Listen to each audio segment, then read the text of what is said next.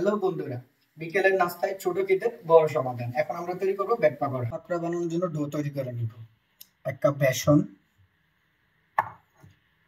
Half cup cornflour, স্বাদের জন্য একটু কালো জিরা, দিয়ে দিচ্ছি অল্প পরিমাণে পেঁয়াজ কুচি, দিয়ে দিচ্ছি ধনিয়া পাতা, সাথে দিচ্ছি মরিচ কুচি, অল্প পরিমাণে বেকিং সোডা, স্বাদ মতো লবণ, অল্প পানি দিয়ে ডো তৈরি করে নিতে হবে।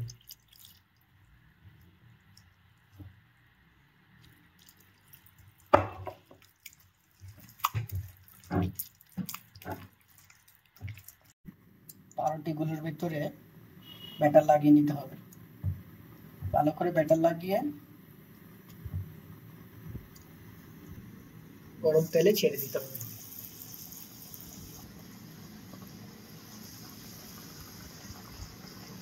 হয়ে গেল আমাদের ক্রিস্পি ব্যাট পাকোড়া। এখন তেল থেকে উঠিয়ে নিব।